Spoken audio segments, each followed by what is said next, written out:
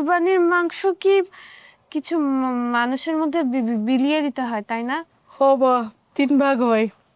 একটা হলো মিসকিনদের জন্যে, আর একটা হলো প্রতিবেশী আর আত্মীয় স্বজনের জন্যে, আর 1 ভাগ নিজেদের জন্যে।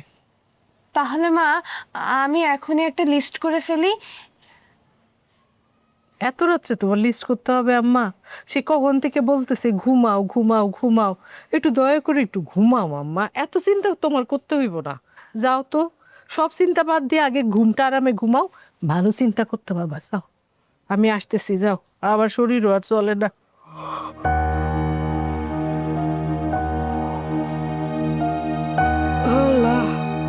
স্যার তোমাকে না প্রেম বিষয়ক কিছু সিনেমা দেখতে হবে, তাহলেই বুঝবে প্রেম আসলে কি।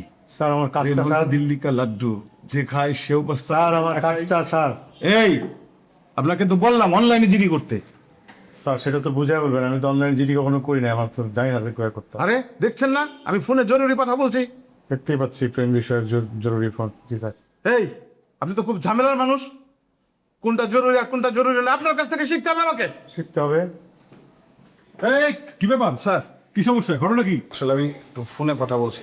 আচ্ছা ঠিক আছে ঠিক আছে, আপনি বলেন তো ঘটনা কি? স্যার আমি একজন বাইকার স্যার। আমি রাইড শেষ করে বাসায় ফিরছিলাম, তখন দুজন আমার বাইকে ওঠার কথা বলে কাছে এসে আমাকে ছিনতাই করছে স্যার। ওদের কাছে অস্ত্র ছিল। ছিনতাই? জি স্যার। কত টাকা ছিল?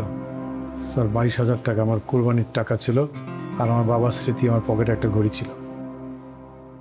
কোরবানির টাকা? কাউকে চিনতে পারছেন?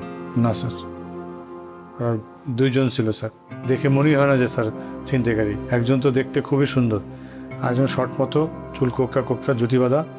ওরা প্রথমে আমার বাইকে উঠতে চাইলো, কে উঠবে, তারা তর্ক করতে করতে একটা পর্যায়ে ওখান থেকে একটা চাকু বের করছে স্যার। আচ্ছা ঠিক আছে, হচ্ছে স্যার হ্যাঁ ঠিক আছে। এই জামা সাহেব স্যার শোনেন, ওনার কেসটা ভালো করে শোনেন, তারপর যা যা অ্যাকশন নেয়ার ইমিডিয়েট অ্যাকশন নেবেন। ওকে স্যার, আপনি আমার সাথে আসুন। হচ্ছে স্যার। ভালো মতো ডিউটিটা করেন স্যার। আর এই প্রেম প্রীতির ক্লাস একটু কম সম নেন। স্যার। ইমরান সাহেব কেসটার খবর কি? ঠিক আছে স্যার, চলছে স্যার। ওকে